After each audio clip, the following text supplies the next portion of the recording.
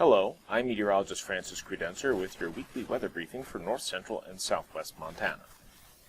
It will be a hot end to the week, especially on Friday with widespread highs in the 90s in the forecast.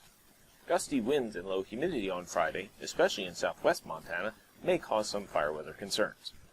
A few thunderstorms will be possible today and Friday, but the most widespread thunderstorm chances look to be on Saturday, when some severe thunderstorms will also be possible. In addition, winds look to strengthen on Saturday, with tree and property damage possible in some spots. It will turn cooler with multiple rain chances across the area for the early and middle parts of next week. Here are some more details on expected hazards this coming week. Feel free to pause this slide for further review. The snowpack has largely melted out in many basins, but even in basins along and east of the divide where some snowpack remains at higher elevations, the water equivalent is largely under 5 inches. Thus, even with the warm weather expected over the next few days and some rain over the weekend, river rises are expected to be modest and no flooding impacts are expected at this time. We are expecting a warm end to the week, with most lower elevation locations reaching the upper 80s to mid-90s Friday afternoon. Humidity will not be too bad, but this level of heat may still present a health risk to sensitive groups such as the elderly and those with heart conditions, especially if they do not have air conditioning. Much of the area is likely to cool down some on Saturday, but highs near 90 degrees may linger for the areas northeast of Great Falls, especially towards Havre and Fort Belknap. Hot, sunny, dry, and breezy conditions will lead to some fire weather concerns on Friday, especially in southwest Montana, where winds will be strongest. However, with things having greened up across the area, the fire risk is likely on the lower side, but if any fires were to start, they could spread rapidly. While gusty to strong winds are expected on Friday and Sunday, the strongest winds for much of the area look to be on Saturday.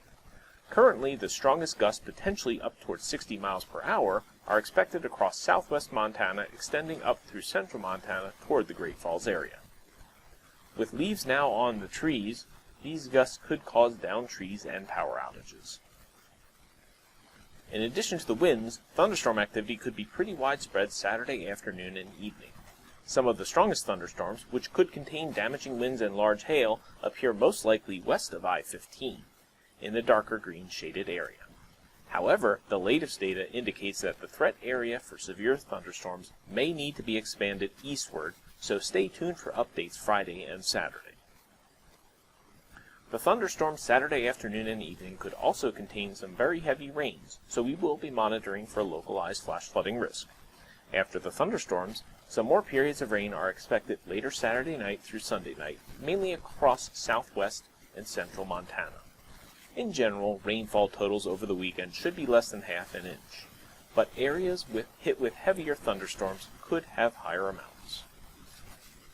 Once the potent cold front passes through the area Saturday night, much cooler weather expected for much of next week.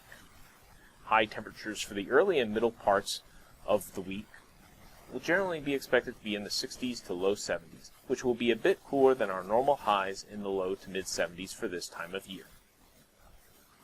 An active weather pattern will keep it cloudy more often than not next week, with additional rain chances in the middle part of the week. At this time, we are not seeing any significant chances for heavy rain next week, but we will continue to monitor the situation. Snow levels should generally remain above pass level next week, with the possible exception of Logan Pass, which is not yet open to the public. Also, some snow at higher elevations could impact those that may be recreating in the higher mountains around the area. In the week 2 timeframe, there appears to be slightly better chances for cooler and drier than normal conditions. However, there are no very strong signals for the weather pattern during this time. Here are the key points again for your review. Please do not hesitate to reach out to us with any questions or requests. Thank you for watching, and have a great weekend.